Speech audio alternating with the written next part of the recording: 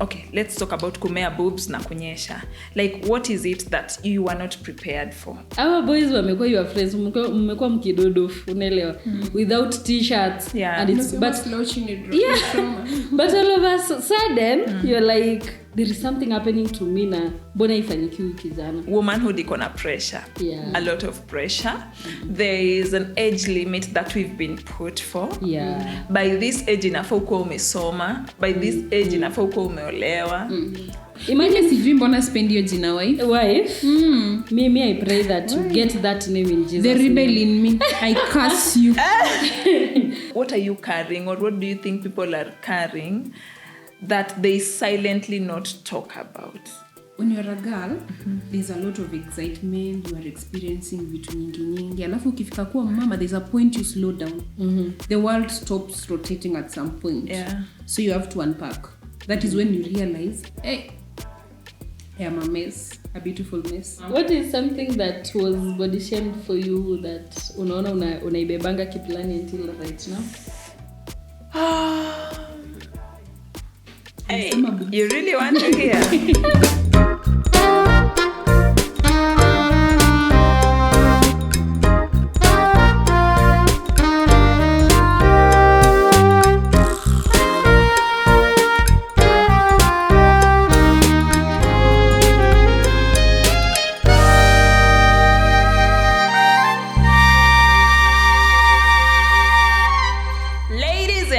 Gentlemen, ladies and gentlewomen, karibuni sana to the Ladies and Gentlewomen Podcast. Thank you so much for the energy. Thank you so much for the views. Thank you so much for the subscription. We finally hit our 100. Makofi kwetu. Thank you so much. My name is Tabasamu, and today I'm not alone as usual. I'm joined by my beautiful sisters who will introduce themselves. Before we continue, karibuni. Today I'm not going to pick anyone. Wenyewe wataangaliana, waamue nani ataanza, and then we will go on. So welcome. Kama kawaida, lakini leo mniite Bex, Rambeki. We, sawa Bex. Nizalita Bex. Hey. The crazy one. Really? So hi cousins, I'm Favor. Thank you. Hi cousins. Nilisahau cousins. Oh, thank you so much ladies. Karibuni sana. I hope you've been good. Wow. Wewe umekuaje, Favor? Hey. It's been a roller coaster of emotions actually from the first episode. The love that you guys shared, the feedback, it's been so nimekuwa tu na hiyo emotions za wow, yeah. That's been the emotion. Oh, how have you been, Becky? Bex has been fresh barida. Eish. Uyo fresh barida naitana. Steve. I really appreciate the love you've given us. Thank you for your feedback, for the feedbacks, and kila kitu. Ni hayo tu kwa sasa. Thank you. So today, ladies and gentlemen and ladies and gentlewomen, we want to talk about things we wish we were told about womanhood. And along the way, sisi kama madem, kama wamama, kama wasichana, like kuna vitu hatukuambiwa, kuna vitu tumejipata tu ndani, and you're like, hapa ninatokaje, ama hapa nina maneuver aje. That is what we are talking about today. And what do you understand when you hear about womanhood? Womanhood, it's a broad perspective. I feel like unaanza tu ukiwa mdogo, like immediately you are born as a baby girl. Really? Yes, relax, because womanhood begins with puberty. Because yeah, it begins with puberty, but there are a lot of things that will affect you in puberty zenye zilianza kukuaffect ukiwa young. Yeah, sure. So womanhood is all through from being a young girl, ukijoin teenagehood, your early 20s that are crazy, post 20s. So it is all seasons, all round, and actually respecting the seasons you are in. Because I feel like tumekuwa tukiambiwa always look forward to the next step in womanhood. But at times you just don't relax and breathe where you are. Yeah. What do you understand, Bex, about womanhood. When you hear the word womanhood, what comes into your mind? When it comes to womanhood, I feel like I'm still a student. Uh-huh. I'm getting to learn a lot that I didn't learn. And that's why today's topic is so personal to me. It's personal. It's personal. Oh. It's about you. Womanhood. I will just say womanhood. I think basically it's just growth. It's just growth, but everything that revolves around women, but ni growth kutoka utotoni hadi uzeeni. What is one thing that you were not prepared about womanhood? Okay. One thing that I wasn't prepared about womanhood is that it doesn't go according to how people define. It is not a line that goes in an exact same way. Manze, you can find yourself at a very young age being involved in very crazy things. True. Ama around teenagehood. Yeah. Ama tu unaweza jipata tu in your early 40s na you are like, life has not turned out to be the way.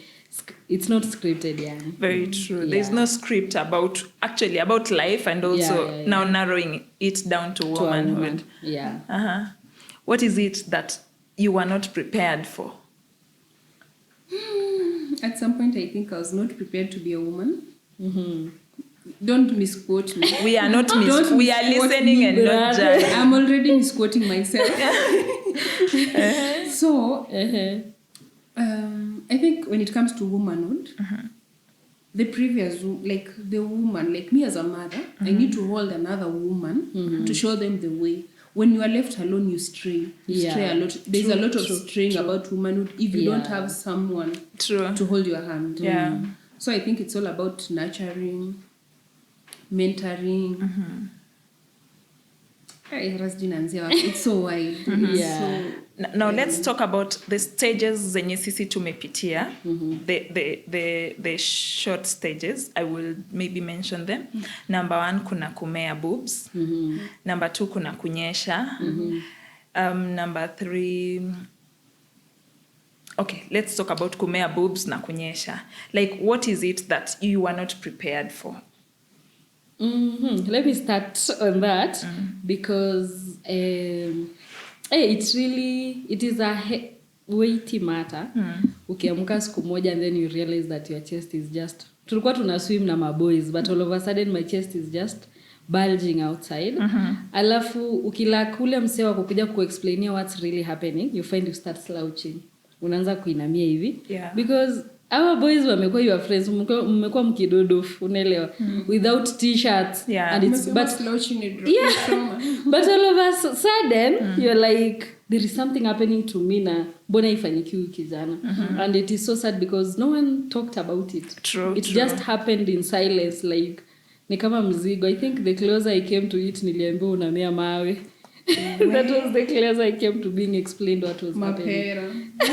And then you know how they are had zikimea like zina, okay. Why are you giving me those eyes? I thought we are listening and not judging. Yes. Carol.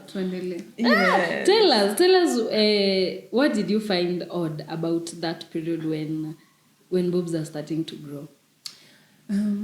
My friend, it was the hardest. Like, puberty was the hardest, not the hardest. It was so hard, equally hard, like motherhood to me. I never got to, like, unlike today, I think there's a lot of campaigns, a lot of education out there to educate women. True. Like, as a young girl, I was never, siku explain you like vizuri, like, your mentorship, like, this is going to happen to your body. Mi nilisoma class kama theory. This is for me to read, pass my exams, na tusonge mbele. I didn't know ni ukweli, like, this is so true, it's going to happen to me. And when it happened to me, I was so much in denial. Mimi nilikuwa in denial. I didn't nimeza, but I'm still on denial. Niko na boobs. I'm still in denial. Nanyesha. Like, nobody told me how to, like, how to wear a pad.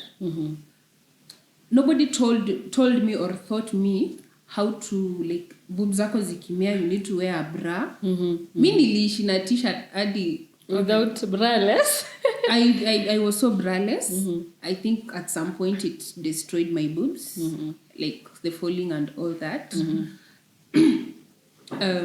Another thing, I think these people like Pada Girl Drives, they are doing a very great job. Shout out there if you are like mentoring girls doing this. You're doing a good job. Alafu ongezeni your education, make them feel comfortable with their bodies. Na kabla tujefikia hapo kwa mentors, mothers, do your role. Please.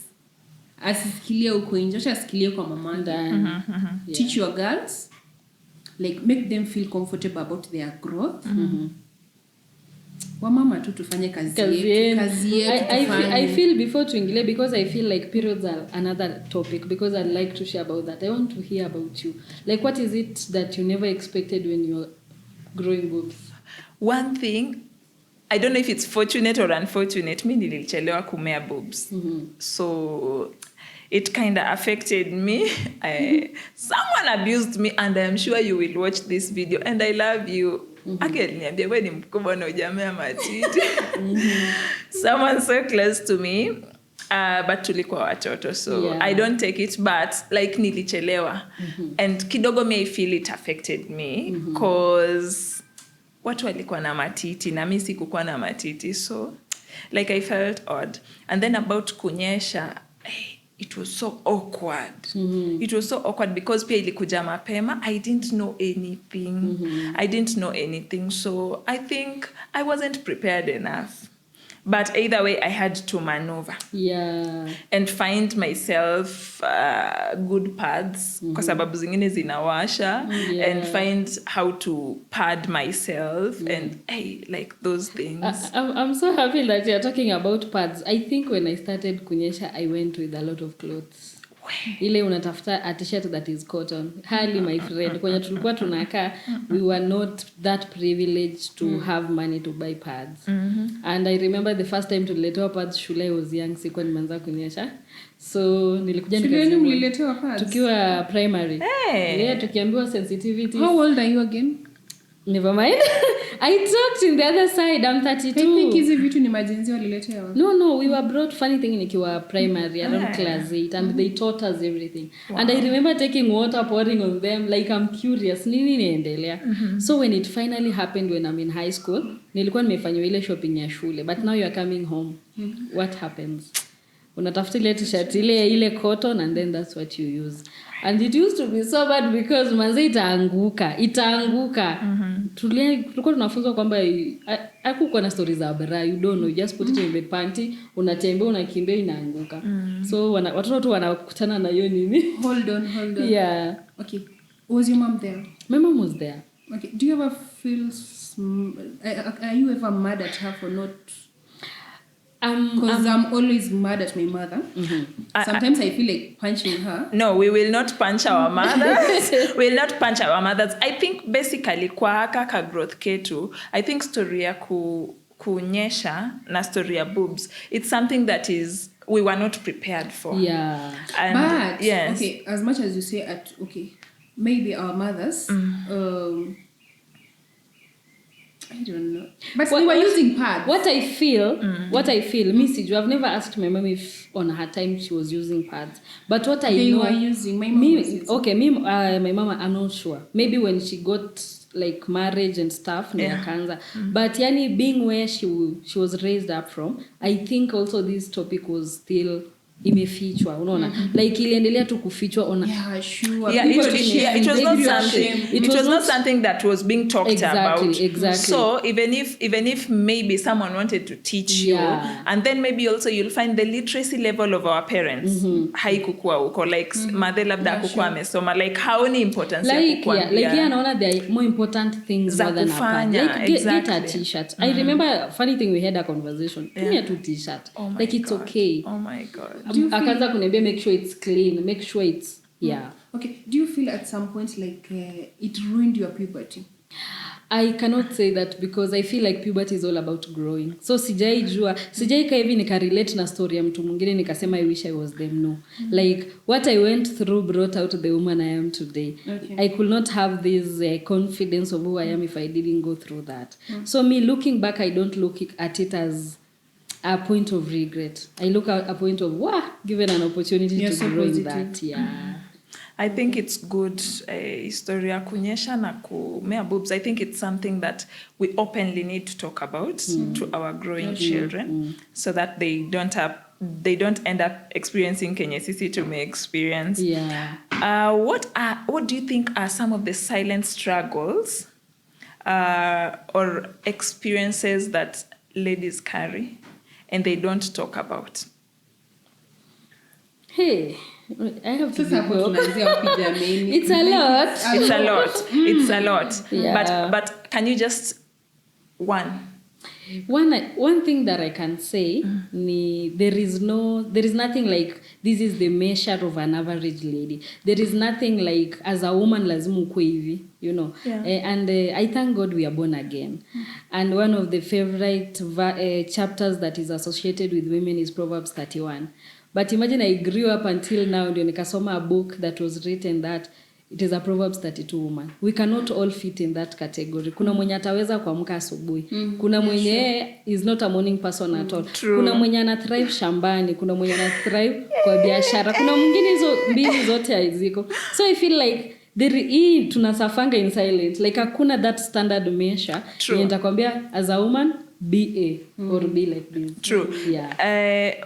For you, what do you think, like mtu anabeba, or what are you carrying, or what do you think people are carrying that they silently not talk about? They are carrying a lot of regrets, a lot of pain. Hey, my friend, being a girl child, as much as we need to talk. Unaona ile Kierere wanasemanga sijui tuko na how many words we need, but we never express what we truly feel. Like it's so hard for a woman to kuja kusema hapa ndio kiatu imenifinya. So I feel like we carry a lot of pain and traumas without knowing. When you talk about people who wamebeba, do you think it's girls or women? I feel it's women in general. Okay. It's women. Okay. What's the difference between a girl and a woman? Come up again. I'm talking about the age. Like msichana mdogo au mama ambaye ameolewa. Yeah, like between them, nani mwenye unafikiria they carry a lot and they don't talk about them? I think the elder one will carry a lot and they don't talk about it because one, when you're a girl, there's a lot of excitement, you are experiencing vitu nyingi. Alafu ukifika kuwa mama, there's a point you slow down. The world stops rotating at some point. Yeah. So you have to unpack. That is when you realize, hey, I am a mess, a beautiful mess. I mean, naweza taka kucontradict you. Like as a woman, as a grown woman, you have learned to speak yourself. You have learned to tell people no without explaining. But as a girl, as a small girl, ule mwenye au kukua na option. Hata mwenye uelewi nini inafanyika. Uelewi if you are supposed to talk about this or not talk about it. So mi nikiangalia mtoto mdogo like that teenager, that small baby, mwenye ajui nini inaendelea. Maybe in an abusive house, your parents are being abusive. You don't even know what's happening and you don't have anyone to talk to about that. That's why I'm telling you, as a woman, that's when you realize you're carrying a lot. At that point, you don't know. So when you become a woman, that's when you feel the weight.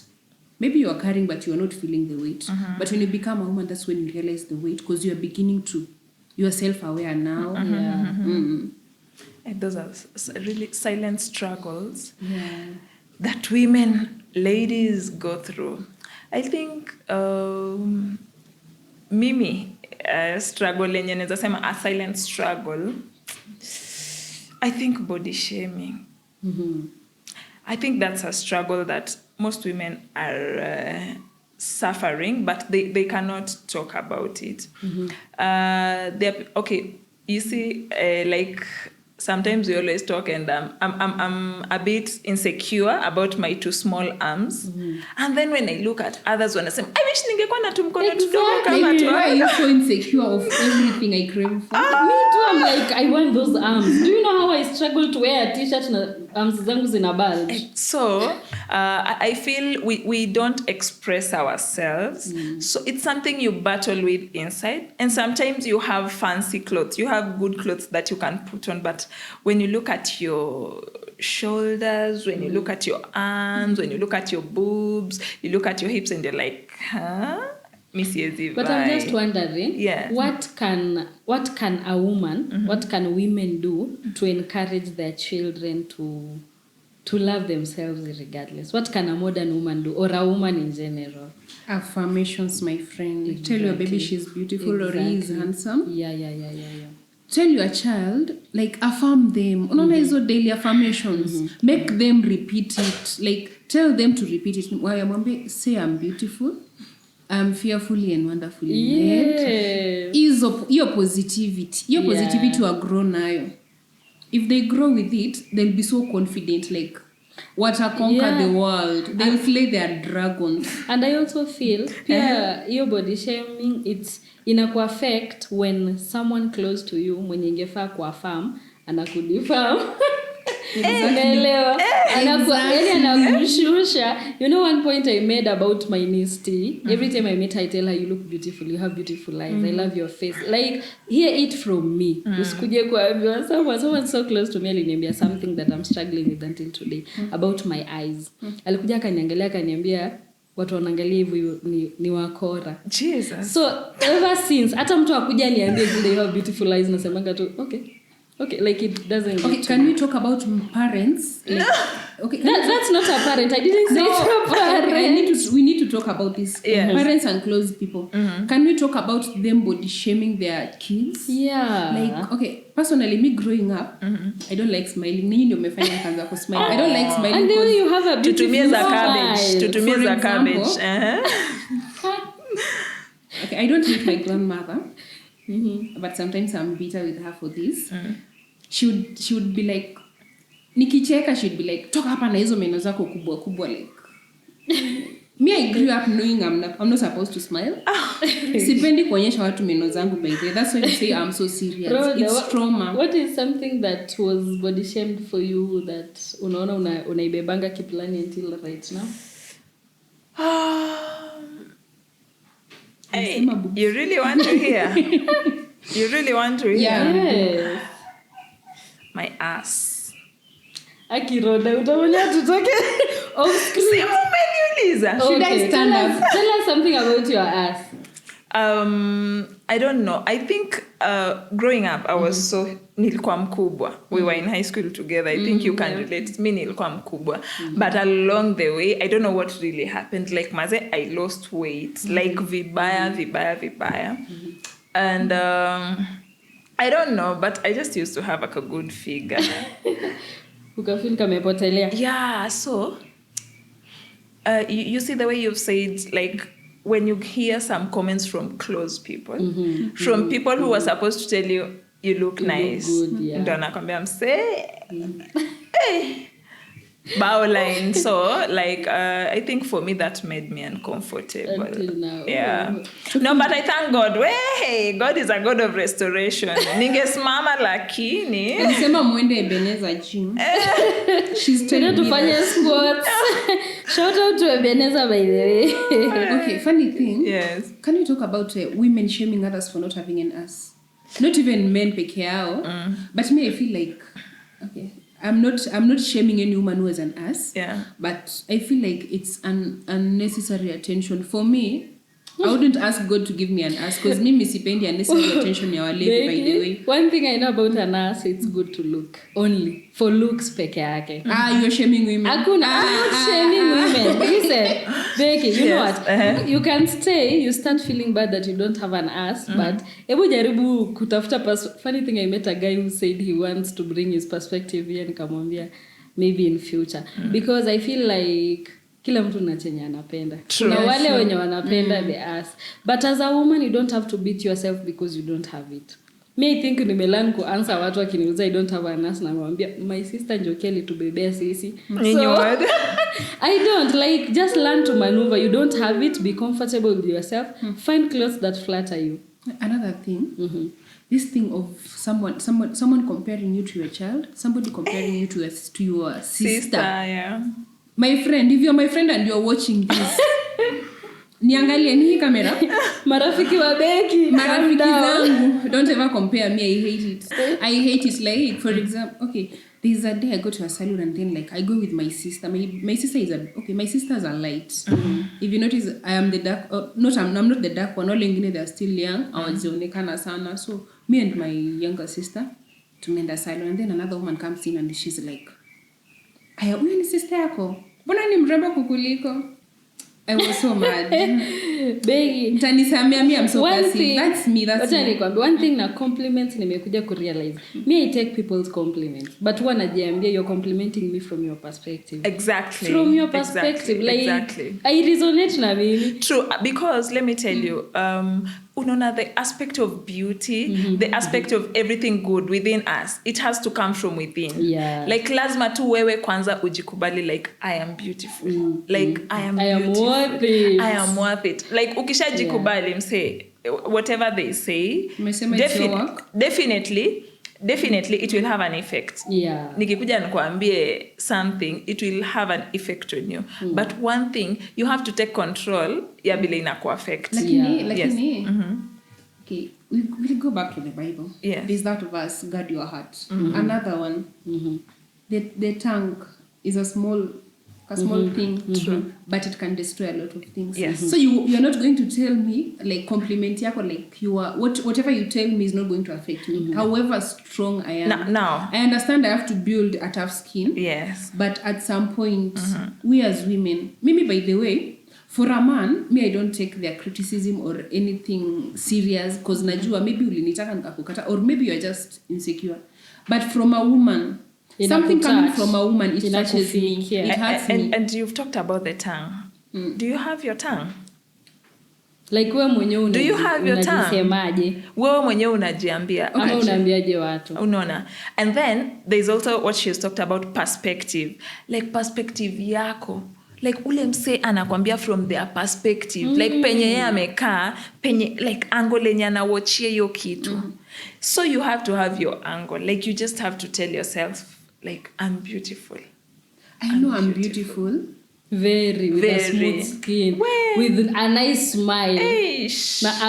A pinch of attitude on top. My friend, let's go. Thank you. Okay. Yeah. Have you ever felt like womanhood has pressure on you?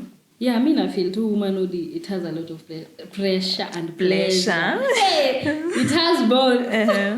Yeah. So, ego mingi, mama. You have to be in a certain way, talk in a certain way. You're not supposed to. You're not. There is a lot of pressure. Just being a woman. Yeah. You know, kuna zile expectations za everyone. Unajua funny thing, you are being born in a family, wazazi wako washaona ng'ombe zinakuja. Yeah. Sio ng'ombe, wewe ni ng'ombe. Anaenda kwa kina ndoa. Anaenda kwa kina ndoa. So, I feel like, yeah, basically it's just pressure being a woman. Have you ever felt it's the pressure of being a woman? As I told you, I don't know if there's anyone who feels like me. I've never felt hiyo vile mnaongelea sana pressure of being a woman. Mimi nimekuwa na pressure ya kukuwa a rebel.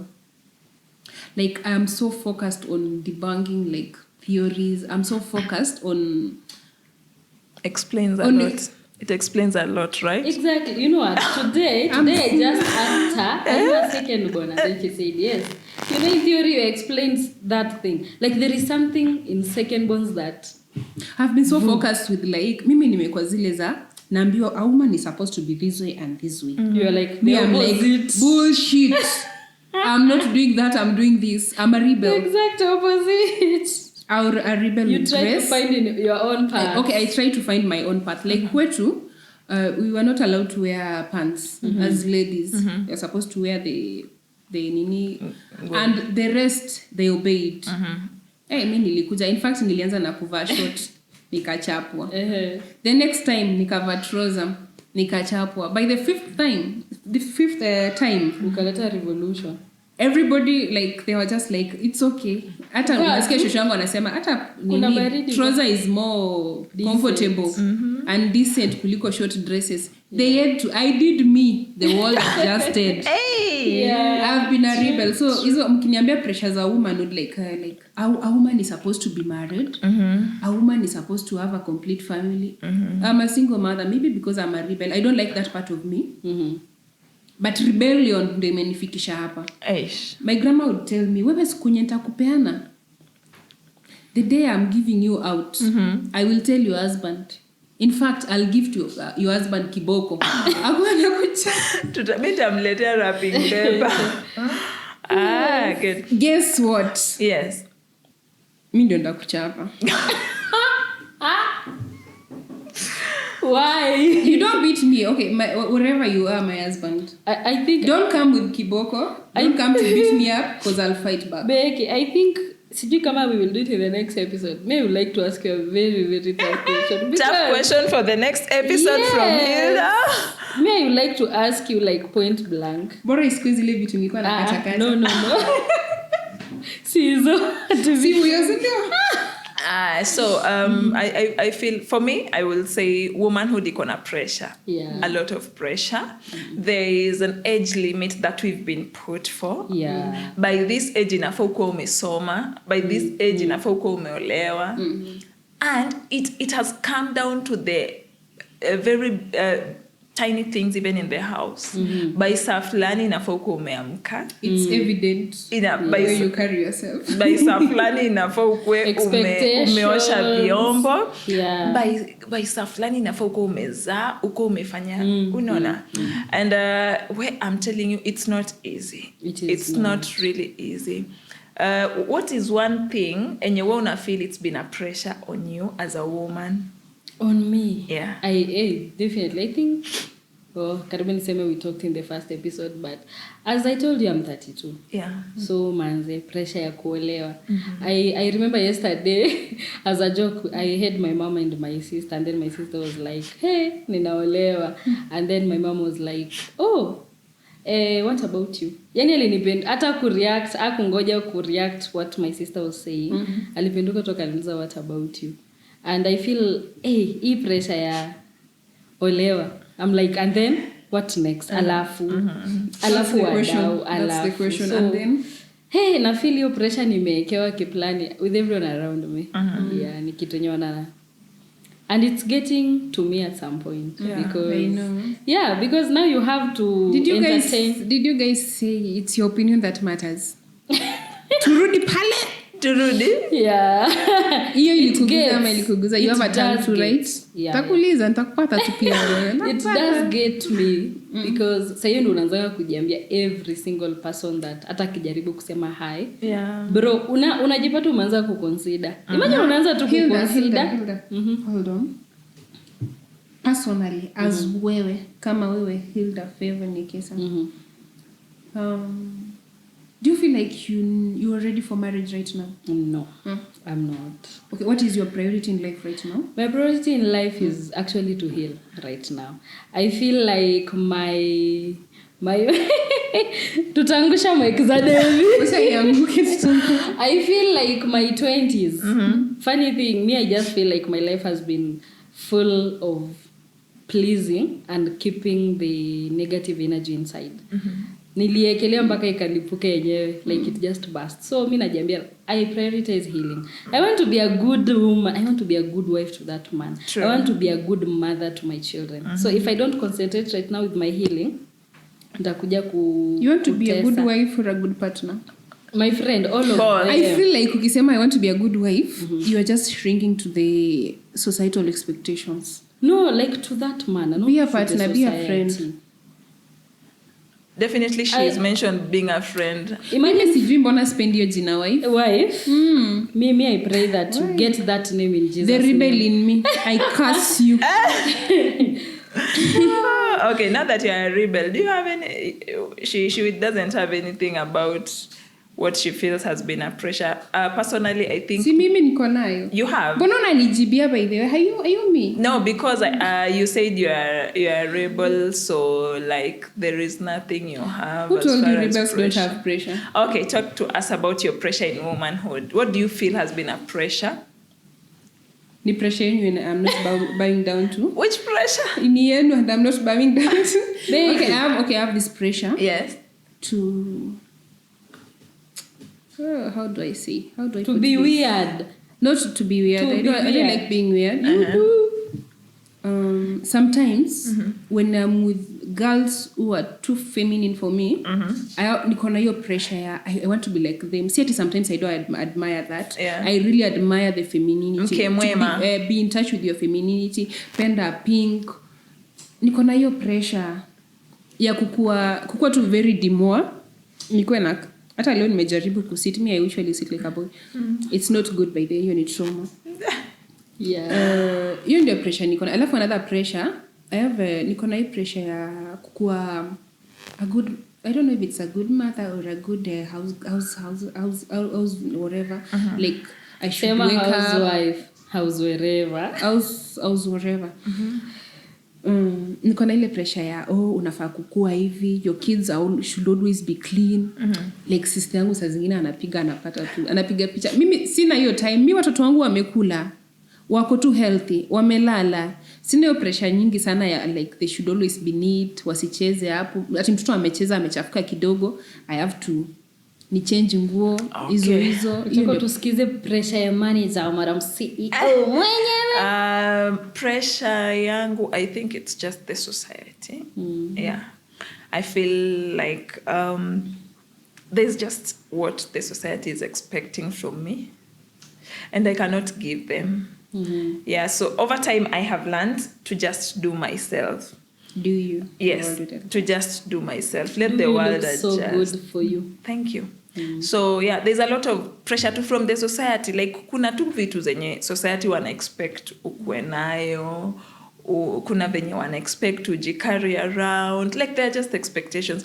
But again, just like in the first episode, me, I don't know how to fake. No, I can't even imagine myself there. Yeah, so I think it's the pressure of the society. So how are you unlearning? How are you unlearning your pressure? Briefly as we wind up. Hey, take your time. Marriage is not the destination. There is life after that. Yeah. Manze, go so long as you're comfortable. I was watching another meme that was ilikuwa imeandikwa at the right time to get married. Wameandika alafu wakasema no, the right time when you are ready. Yeah. So be ready. When you are ready at whatever age, just go on with it. How are you unlearning, Becky? Briefly. Learn to take your time. Pause. Learn to like jisikize, hear your voice, your inner voice. Yeah. Jisikize, like jiulize, what do I want? Is this really what I want? Like enda na pesi yako tu, enda tunayo pesi yako. Yeah. I think for me it's just do you.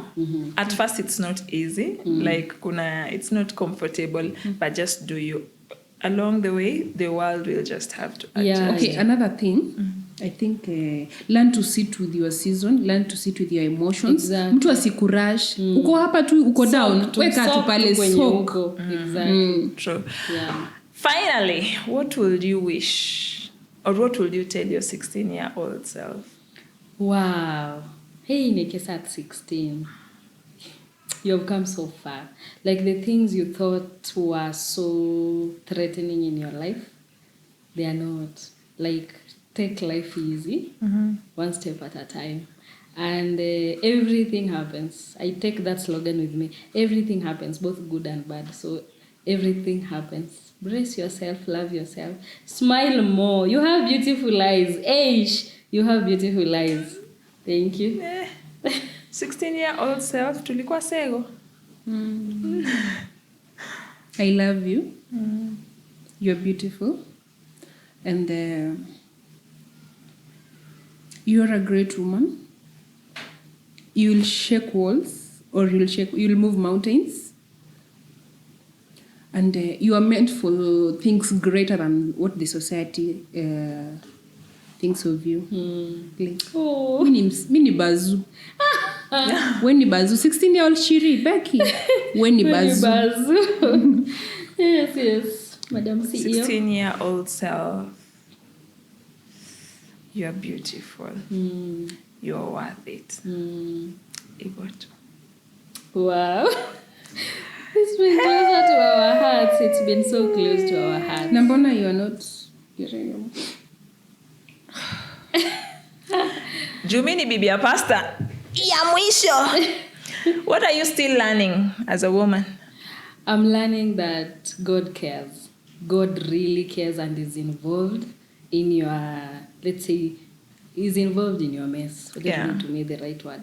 He is involved in every step of the way. And one word that has been really encouraging me is that, you know, when Ephesians says, but God, who is full of mercy, came to save us, it's not because ulikuwa unaonewa, ulikuwa unafanya kitu unaonewa. You know, society tuko na hiyo narrative unateswangwa na watu alafu Mungu ana come through. No, you didn't deserve it. Hilda, you messed up at some point. Amen. Things were not even okay. You were very bad. But God, like God works in you in that season. Amen. True. If the Holy Spirit was able to like hover around the waters in the earth, kabla ijaomba when it was dark and void, Amen. He is also hovering in your situation. It is not that bad the way you think. God still loves you. Na kama tu ni wewe peke yako, angetuma Christ baada kuja tukufu. Beki atakutumia za cabbage. Uko na paybill. Yes. Unataka kutoa sadaka? Ai mimi natoa sadaka. Hii natoa sadaka. What are you still learning, Bex?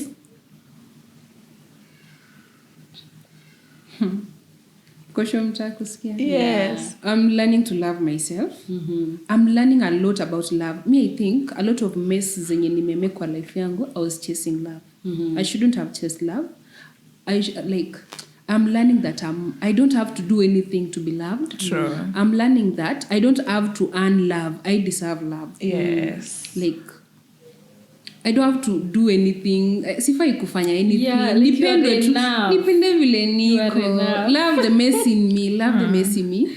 Yeah. Love the tall me. Love the short me. Love the pumpu me. Yeah. Love the slender me. Nipende vile niko. Hivyo tu. Wow. I think I'm learning to just be loose. Just be loose. Kaende. Like just be loose. Ati ni smile. Okay, you want me to smile? Just be loose. Like usiji. Like Usijikazie. Mimi ni mama, inafaa nifue, unafaa kufua, yes, but like don't be rigid on a lot of things. Let loose.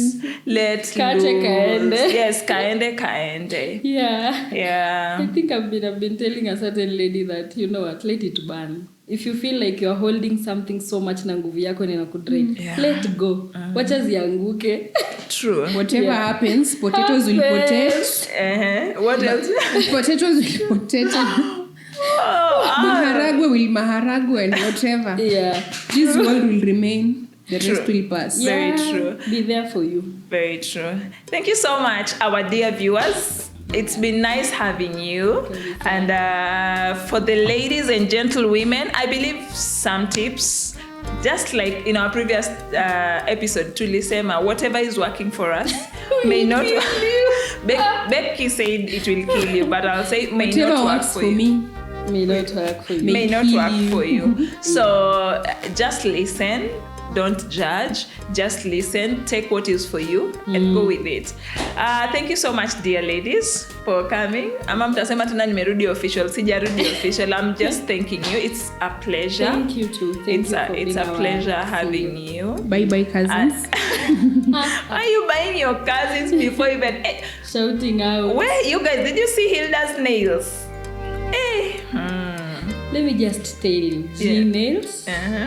I'll put the contacts. Yeah, so G-nails. If you want to make your good nails, G-nails. And have you noticed the appearance on our faces today? Manita. Shout out to Manita. Thank you so much, Manita. You've done an incredible job.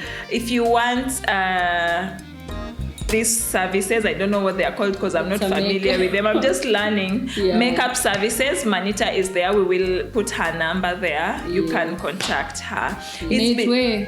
Inaitwa Mua. Oh, Makeup artist. Mua, nimeambiwa ni Mua. So yeah, Manita does our makeup and she really does a good job. You should consider her in one of your events. I'm sure she doesn't disappoint. Trust you. Yeah. Thank you so much. Without forgetting, Yes. the location where we are at is Elder Palm Guest House. Yeah, they have very, very nice accommodation facilities. It's silent. They don't have any noise, drinks or anything. So if you wish to just take your time and unwind, Elder Palm Guest House, it's in Elgon near Real Hospital. We will also add their contacts there so you can reach out. If you have a family coming for vacation, watume huko. Without forgetting our very able Thai studios. Yeah. Our number one choice, Kabisa. always the best. Remember to reach out to them in case you need services. Yes. Photography, videography, anything that revolves around media. They got you. Cute men there.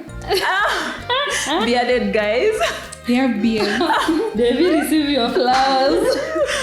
Oh, thank you so much. See you in our next episode. Bye.